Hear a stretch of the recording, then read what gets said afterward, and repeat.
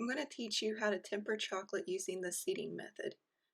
No matter how much chocolate you use, you want to hold back 1/4 of the chocolate. Tempered chocolate is needed because it gives you a nice snap, it won't easily melt in your hands, and it has a nice glossy sheen. The only way to do this method is to have chocolate already in temper.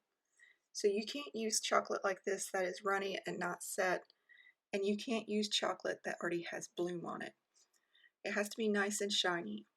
Try using this method with a dark chocolate bar. You're going to get a simmering pot of water, not boiling, and on top of that you want to put a heat-proof bowl and melt the chocolate by stirring gently. This takes not a lot of time, maybe about 2 to 3 minutes tops. Don't over stir it because you can have pockets of air in the end. That in itself is not a huge deal. The only thing it does is affect the look of the chocolate. So just try to stir as gently as you can. Once it is completely melted, you'll want to remove it from the heat, turn off the heat, and then be very careful to wipe off any moisture that has collected at the bottom of the bowl. The reason why you want to do this is because water is not a friend of chocolate. Chocolate is oil-based, and water and oil never mix well. You can seize your chocolate, and then you are no longer able to use this as a candy coating. You'll have to use it in baking. Let these pieces sit in the melted chocolate for a few moments so that it gives it a head start on it melting together. If you go ahead and stir right away, it's going to be hard to melt the chocolate and because you're going to be cooling down the chocolate as you stir. Once it's a nice fluid and shiny consistency, it is ready for using.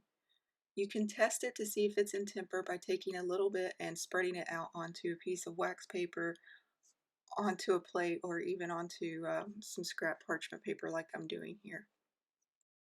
Since I had no plans for this chocolate, I figured I'd show you what I do with leftover chocolate. I just put in some either cereal or pretzels, whatever I have on hand, and I mix it together like this. And for fun, I throw in a handful of coconut. Sometimes I'll put in some nuts with it, some dried cranberries, just whatever suits you. It just makes a nice little snack mix.